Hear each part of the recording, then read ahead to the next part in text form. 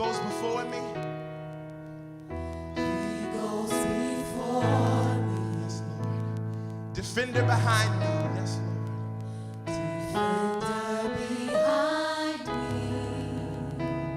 I won't fear. Yes, Lord. I won't fear. I'm filled with anointing. Yes, Lord.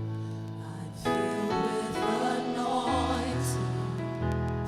My cup's overflowing. Yes, God. My cup's overflowing. His joy is refreshing. Yes, Lord. Joy is refreshing. Restores my soul. Restores my soul. Oh. And we declare hallelujah, hallelujah. Said I am not alone. He's my comfort. He's my comfort. Always. Always holds me close. Come on, say he always guides me He always guides me through mountains and valleys. through mountains and valleys. Hallelujah. Heaven can harm me. Restores my soul. Restores my soul. Say mercy and goodness, yeah. Mercy and goodness. Give me assurance, yeah, The assurance. that I will see his glory, yeah. See his glory. Face to face, yeah. Face to Oh, say hallelujah. hallelujah. And I am there. Oh, we give you praise, God. Come on. He's my comfort. Oh,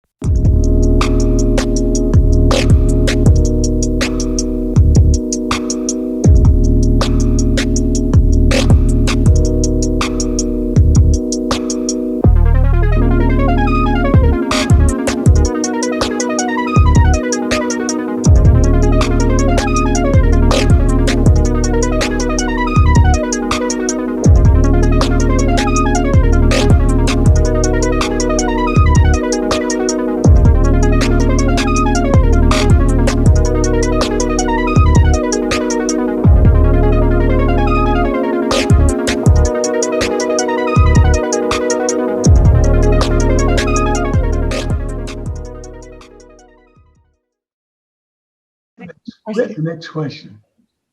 Me. Who's next? Oh, Nakia. It says, let's discuss how COVID-19 will change the upcoming holiday season with your family. I think we talked about that, Connie. Yeah. It says, what will Thanksgiving and Christmas be like for our families? Are we still planning to travel? And how will we modify this year's holiday season based on the pandemic? Have you all thought about that? What you might do? I really hadn't thought about it because normally all of us get together. I have 8 siblings and everyone's here in Columbus. We would always get together. My dad's birthday's on Christmas. So I really haven't given it any thought as to what we were going to do differently, but I hope we could be creative, but yet be safe. And that's something that when you all were speaking a while ago, that's something I really want to talk about with my family. And maybe we can have smaller groups at different places, something like that. Or we can also get my sister to cook the whole meal and we can just drive by and pick up our meal. Your sister's gonna get you. Drive by turkey sandwich. I'm telling you. No, we want the whole meal, because we always have, we invite people that don't have family, people at church that don't have family and stuff. We would just invite everybody and everybody leave out with it to go. So we she'll just double it up when we drive through. But that is something that we need to think about because we all get together and we talk about our parents, since my dad's birthday on Christmas, my mom had passed in December the 19th. So it's a big change. And that's something we try to keep going with Thanksgiving and Christmas, because that's what we've always done as a family, so it's going to be different. And if we don't get to see anyone, we're trying to get everybody to become Zoom savvy so we can get together and we can probably just show what we fixed at home. So I'll probably just show them the table, no. You look like you can throw down to me. They don't think I can, but I don't want to show off so they won't have me to cook so much all the time. But yeah, it's something that we do have to think about. And I'm always sensitive to other people that don't have family, because every time people meet my family, they're like, oh my God, y'all so close. Y'all like this. They come over and they just be one of us, and that's what we want people to feel like that. So now with the change of the upcoming holidays, what can we do? And I know with me, myself, I used to always find the holidays, sometimes I'd be sad around certain holidays. But what I would do, like on Thanksgiving or Christmas, go visit someone that's sick in the nursing home, because a lot of times the families go early. They go early so they can get them out the way, not necessarily get them out the way, but they visit them prior to. But to see someone on Thanksgiving morning or Christmas morning, and that would, that's encouraging to me. It's like, take time out for someone else instead of sulking. Why are you sad? You're not going to get enough gifts or what have you. But now with COVID, you can't actually go into the nursing facilities, but just call people just to tell them you're thinking about them, which we do anyway, and we should continue to do that. But just doing something different to shift the negativity of we can't do this anymore. We probably ate too much anyway because we had too much food at our gathering. So we'll come up with a new So it's just, it's going to be different, but it's going to be good. Okay. I will say that there's a few things that I've had to implement. I am one of the vulnerable populations, so I really can't have a lot of visitors, which has been extremely difficult for my family because we are very close and we live close by each other. So that's been even harder. But some of the things that we've instituted now, we're in Texas, so we could be outside and do Thanksgiving or Christmas because it could still be in the 80s for us here. Sorry for you. But it could still be kind of warm. And so doing things outside kind of lessens the risk. So for those who are watching who might have that as an option, bringing dishes and doing it picnic style this year might be a better a safer way of being still able to get together, but just not quite so much. Another thing that we've done, at least in my family, if they want to get together, is we will quarantine, right? Everybody will agree as able to stay away, right? And then we plan a designated day after everybody is kind of been away for a while from work or whatever environment, so that I can have them here, but it not be a risk to me. Or we'll wear masks, right? We'll just come together, spread out here in the house or go to someone else's house and then wear masks. So, it's ways to be creative. And what I thought about with you, Elder Davis, when you were talking about the nursing home, like this year, you may not be able to go in, but you could absolutely, if you're able, or if somebody else could get the supplies for you, put together little gift bags of treats or a little meal and put a little, thank you card or thinking of you on this day, and then drop it off. You don't have to go inside, but you could find out how many residents are there and have something with a little note. You could type it if you don't want to write it, but just something that says, hey, I'm thinking about you on this day, can feel just as special as seeing your lovely face. So that's kind of some of the things we're doing. That's nice. Mm-hmm. Thank you. What's next? Is it Marcus? I think it's my issue that were provided was along these same lines, but when coping with grief, which is situational circumstances, deciding which traditions you want to keep, which traditions are you going to change, and then who makes those decisions. Obviously, I'm married with 3 kids, so my wife makes all those decisions. I'm serious. Pastor, it's true. Just make your confession, Marcus. Just Right. I'm making my confession one to another. But no, so there are things that we do. Typically, Thanksgiving is held at our house. So typically it's my wife's parents, excuse me, at least 2 of her sisters, their families, my mother, depends upon like if my brother is going to be in town or if he's going to go out of town. But typically, everybody's over the house. So we've got 25, 30 or more people. This year, it's likely going to be different. Kind of to what Sister Leah alluded to, when we have had things during COVID, if it's going to be over somebody's house, here in Ohio, Leah, because everybody's not in Texas, we will be outside. But if we go inside, then, people try to make sure that they stay masked up. Though those events tend to be, we're not the people who are not necessarily at high risk. During the holiday, however, that's going to be a little bit more difficult because my wife and our parents are, at around 80-year-old, mark. And we have other things to consider. So those are the discussions that we are going to be having.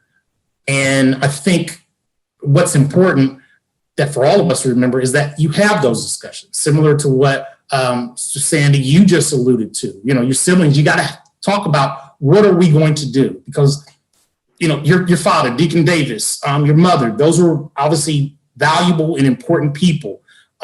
They were a part of your life. And so just because it's COVID, we don't want to say, oh, well, I guess this year we're not going to remember Dad. No, that's not going to happen. But there's going to be there has to be other ways that, you can make those changes and you can still find ways to see each other. As Brother Rance, you've been alluding to, if it means having that drive-by turkey sandwich giveaway, or, somebody, hey, maybe they have something in the garage and folks, it's going to be chilly here, but we swing by and you get your to-go box, we sit, chat for a few minutes, then we drive by Pastor's house, I'm thinking that also.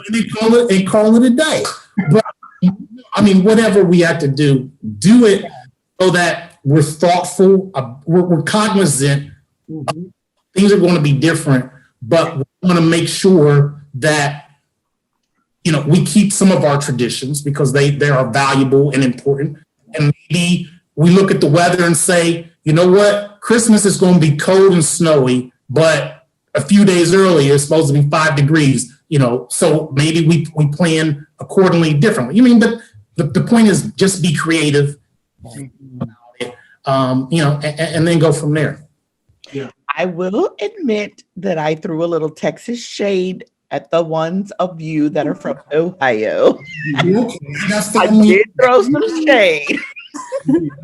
When I'm in Texas, I'll come down there, and I'm in Cedarville where my sister lives. Come on down. I will say that another thought that I had too was, I know this question or comment attaches it to coping with grief, but this is technically coping to any adjustment. When my husband and I got married, and certainly once we moved here and were away from his family, there were things that were important to him that he had done all his life being in the same city with his family. So every Christmas morning, his dad would read the biblical story of Christ and his birth and that was just the natural thing that they did every morning. And so he now does that with me and my family because we're closer in proximity.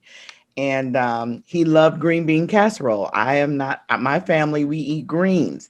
We're not really into green bean casserole, okay? But his family loved it.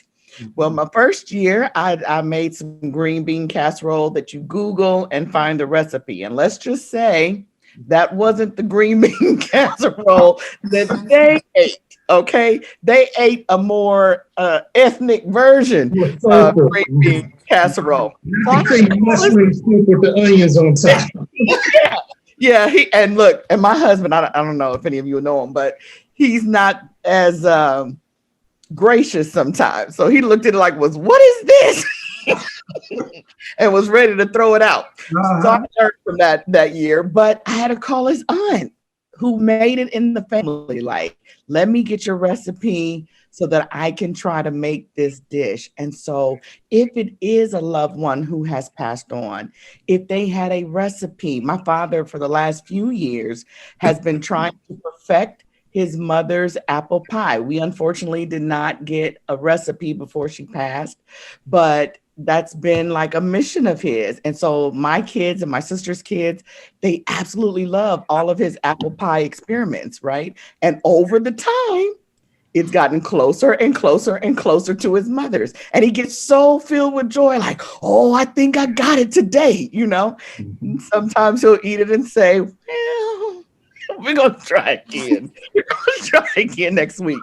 But that in and of itself has created a new tradition. It's brought in joy in the house. He enjoys it. He tells the grandkids his story about his mother's pie and, raves about it. And so, yes, in addition to being creative, what are the ways that you can honor the life that's gone, right? That's really what I want you to think about.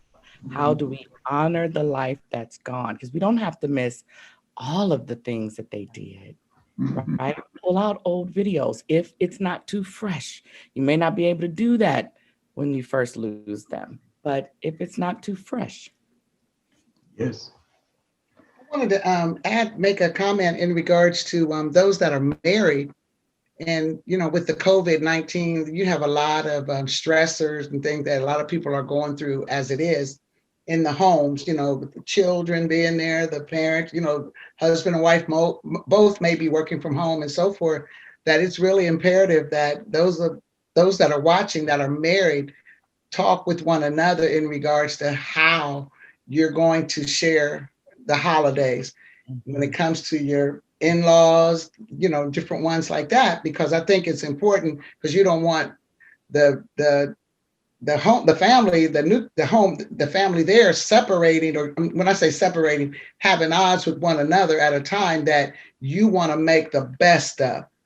Someone's parents may not want to come over there, or your wife may not want to go there, or the husband don't want to go there. These are things that are really key also during the holidays, because there's a lot of added stress because of the things that are going on now in some of the homes as it is.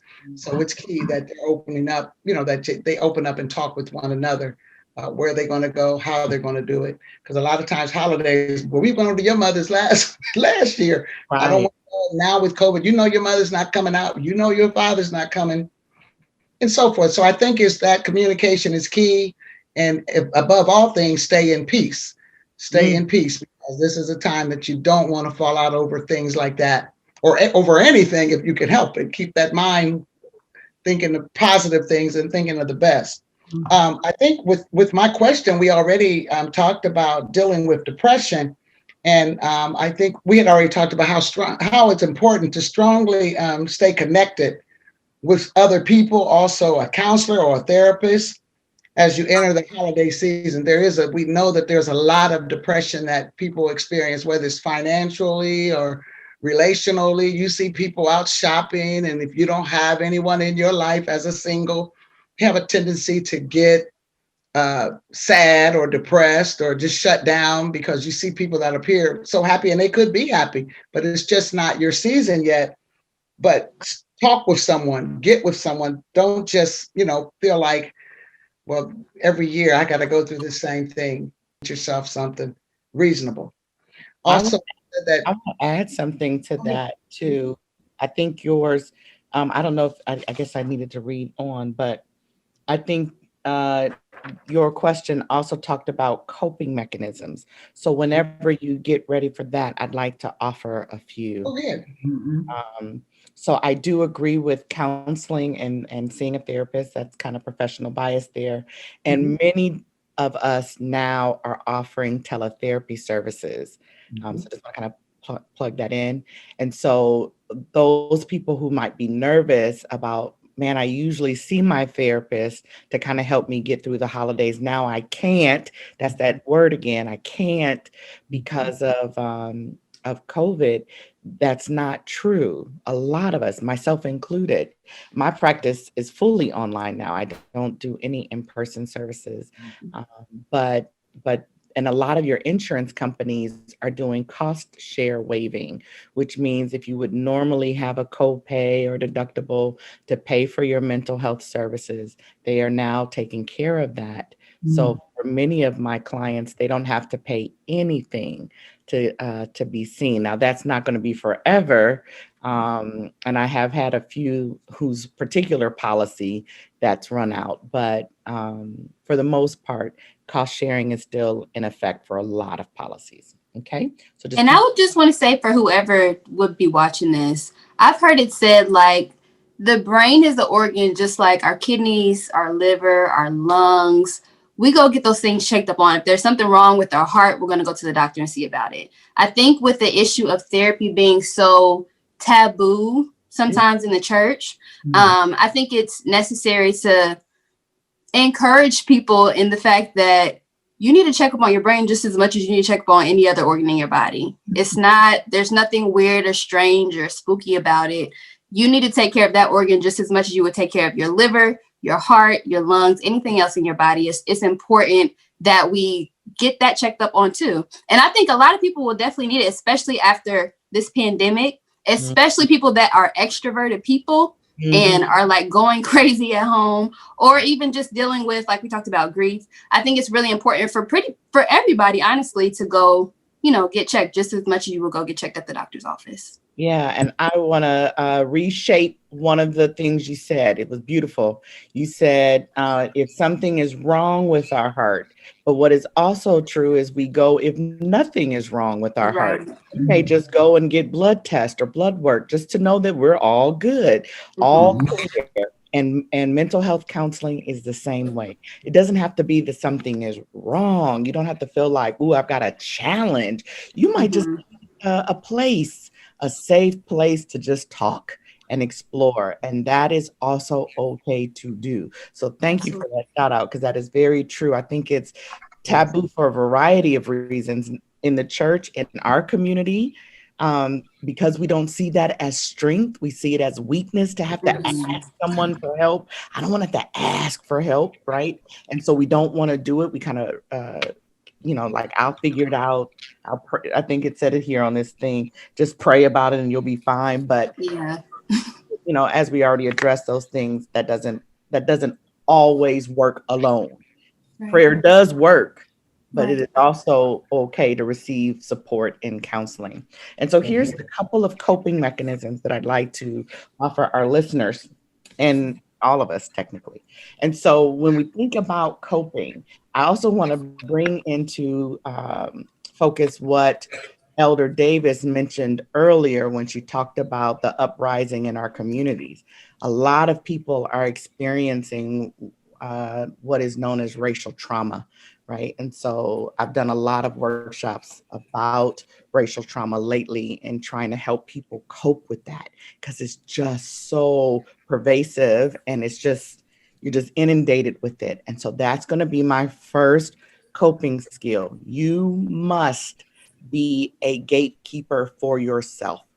Sometimes we have a habit of watching Good Morning America every morning, or we have a habit of watching the 6 o'clock news, or some people like CNN, or, you know, whoever you like to receive information. I believe in being informed, but in this season, right, with COVID, with political climate, with the social climate, too much information can also, remember I was talking about these here, all the weights, right? It is just its own weight, too much information. And so sometimes you just have to trust that if it's important for you to know, you'll get it and not watch. When COVID first started, especially because I was a vulnerable population, I was constantly watching it. I also did the same thing when Harvey hit Houston because, you know, it was right here on top of our community. So I just kept watching. And I noticed I started getting keto. I just couldn't rest. I couldn't sleep. I was just uncomfortable and I was snapping at my husband and my kids. But it was because I was experiencing the emotional distress that was heightened by what I was hearing. It's okay to turn your TV off. Yes. It's okay to tell your friends, hey, I don't want to talk about COVID today. Today is not a COVID discussion. Today, I don't want to hear about Black Lives Matter. They do, but I don't want to hear about it today. Not today. You have to be a gatekeeper. Know when to say no. And that leads me to my second one. Know your limits. Be very connected to you. Can you do it or can you not? There's also the power of a good no. A lot of times people see no as negative, but no, I love no. No is positive, right? When used correctly. So sometimes you might get an invitation to do something, but if you know you don't have the bandwidth for it, it's okay to choose you and say, I cannot do that today. The third is self-care. Okay? Self-care is anything that fills your cup. So let me give you an example of my self-care things. I love all things candles, scent, anything that has an aroma that smells great, Bath and Body Works, fragrances, all of those things, oils, lotions, potions, soaps, and I love baths. So if I am really stressed, that is the number one thing I'm going to do first. When I get home from the office, this is obviously before COVID, that they know, my family knows, don't mess with me until I take my bath, right? I just need it. I have candles all around my bathroom. I even have candles in my house that are on timers. They're electronic candles and they turn on at a certain time of day. And the reason I do that is to give myself a visual cue that I need to wind down. Good. Right? Because my world is often filled with terrible stories sometimes, right? I hear a lot of things that I can't turn off because it's my profession, right? So this is good for you, Uncle Howard. It's just too much. And I can't always say, I'm sorry, I don't want to talk to you today, right? I can't do that. And so that is my indication. I have them in my office. I have them in my house. And at a certain time, they just turn on really soft glows. And it just reminds me like, whoo, calm down. In my offices, I always have a fountain because the sound, I love water. The sound of water reminds me of the beach. It reminds me to chill out. And so I won't see a client without that fountain going. just as a way of grounding myself. Okay. So self-care, find what works for you. Is it standing outside for a few minutes? When we got into COVID and I couldn't leave my house, I did some things to the backyard to make sure that I had a oasis to go and sit outside. I can't be around people, but I need to be able to still see the sun and enjoy things that are beautiful. One weekend we got in the car and drove down to Galveston. That's a beach here. And I didn't get out. I couldn't get out, but we just looked out the window and watched the waves, right? Anything that fills your cup. In this time, holidays, high stress, grief, sadness, you want to increase self-care. The more you have, the better. When you don't need it as much, you can go down. But when you're going through, you want to have a lot. And then this last one I give you, I think it's 4. This is number 4. Self-care, before I leave that one, can also be exercise, eating properly, right? If you've got something you really enjoy eating. I had my sister-in-law said she's pretty much a clean eater at this point. And she said, you know what, since COVID hit, I have 1 scoop of ice cream every week. And I said, you do? She said, yes. I told myself there's so much negativity. I deserve a scoop of ice cream. So that's what she gives herself. She doesn't go crazy. She's not eating sweets every day, but one little thing to give herself some joy. Okay. 4th one is connection. We often think social distancing means emotional distancing, and it does not. You can also connect. Can you call a friend? We did for my mother-in-law's 60th birthday. We had planned a huge trip to Houston. It was going to be like a family reunion. Everybody was coming here. We had activities for every day of the week. And so what we did was we did a week celebration electronically. So she got a video every day. We had our best friends do videos, and there's a great website called Tribute. It's tribute.co, I think, or something like that. And you could do these free. They were doing a special because of COVID, and you could get anybody to do these videos, and they would come together in one place, and you could just put some music and send them out. But she got a video every day. We sent gifts to her every day. And then we had a Zoom party at the end. We even had a cake delivered to her, right?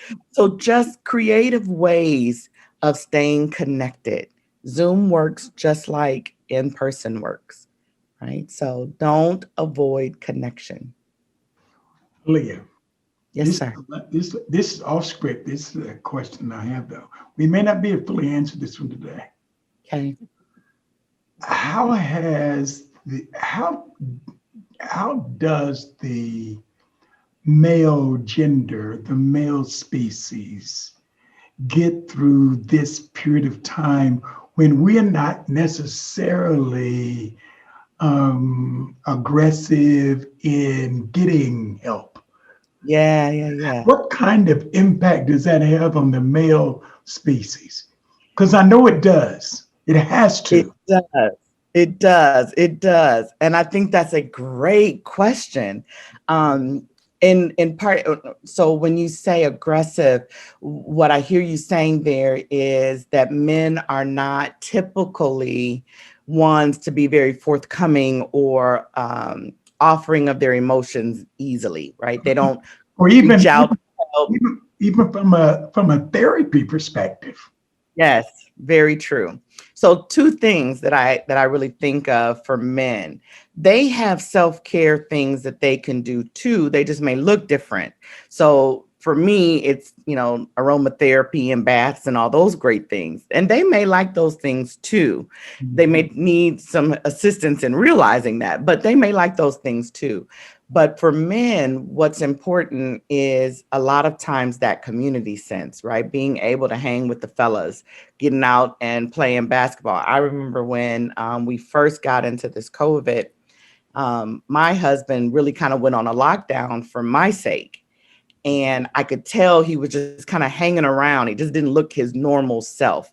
And so one way men can get help is by the support systems around them, right? So if you have a male that's in your life, checking in. And so I asked him, I said, you don't look like yourself. Are you okay? And his natural inclination is to say, I'm fine. And I'm like, no, I don't think you're fine. And I gave reasons as to why I don't. And this is true for anybody supporting anyone else. If you notice something different and they just give you the I'm fine, stay a little longer, be a little persistent, and give reasons for your concern. I don't think you're fine because I noticed that you're getting grumpy. I noticed that you're doing this. I noticed that you're doing that. And so he ended up going to play basketball. They didn't really play basketball because you couldn't have contact back then, but they went to the court and they just shot at their, the court had several baskets. So each guy took his own basket and they just shot and talked from a distance. So those are also ways that men can get support. I really think we need to do a better job of educating men on mental health, how to get support, because it's just not a typical way that they relate. And so they're like, I don't want to talk about it. I don't have time to talk, and they may not. But therapy is good for men, because what is not true is that men don't talk. Men absolutely do talk. But this is where I like to lean on good Sister Delilah in the Bible. Everyone talks about the negative aspect of Delilah. Okay, we don't like Delilah. She a mess. Oh, but Delilah had some power. Okay. And her power was the ability to tap into the vulnerability of a man. Yes. She got him to tell her. Now, he first threw her off base, right? Because he knew he was protecting the secret. He knew this secret he wasn't supposed to tell anyone. He knew it. But she got him in there and he started telling. Now, he was seeing the evidence. I tell you this, and then this happens. He should have got a clue. But sometimes, the men miss it every now and again. No shade on men, but they can miss it sometimes. Every now and then. Every now and again. But she stayed right there, creating an atmosphere for him. Right. And she stayed in such a way. She didn't get attitude when he didn't tell her the right thing. She just laid him back down in her lap. That's right. And he ministered to that brother. And he gave her the world. Right. He told her too much. And so for those of us who love men, we also have to think about how are we creating space for men to speak. This is our churches. These are our marriages. These are our communities. How are we creating space? Exercise is also good for men because it moves off that testosterone. Testosterone is powerful, and you all have a whole lot of it. And so that naturally gets that pent up. Sex is great for men, those that can have sex as a way of relieving stress. I'm just going to throw that out there. Married people. What you say? No, he's not married. I'm sorry. I'm just saying all the self-care. Understand. I got you. And so we need to be aware of that, are you able to enjoy these things that also fill your cup, and really encouraging men. And I think men do a better job of that, of encouraging other men, of being able to say, hey, bro, I noticed that you've been isolating a little bit, because sometimes they can perceive women as nagging when we're not. We just have this gift of discernment, right? And we can see it. We can feel it. It's like you feel it in your bones. Something ain't right. And men's like, no, I'm good. Right? But sometimes when a man says it, yo, bro, or however y'all refer to each other, right? Like, come holler at me for a second. So that's what we want to remember in these times too. Okay. And you all have to be a gatekeeper, because you can get angry real easy. Women can get emotional. Men can get angry. And too much of this civil unrest can just disturb a spirit. And so you just want to be watchful of that. Okay. So there's news overload, not the right chemicals getting into your brain, and which we did not discuss, but I would love to discuss that. Then there are chemicals that we do put in our body that may not be good for how we think. Absolutely. Right? Absolutely. Okay, so I don't want to get into that, but it would seem like to me that should be a part of that discussion too, because even what you eat can have an impact on your mood. Mhm. And exercise.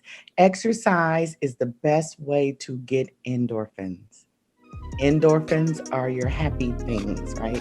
It's the happy hormone. So you get those and Yeah. it can pick you up. So you need to do something. Doesn't have to be great.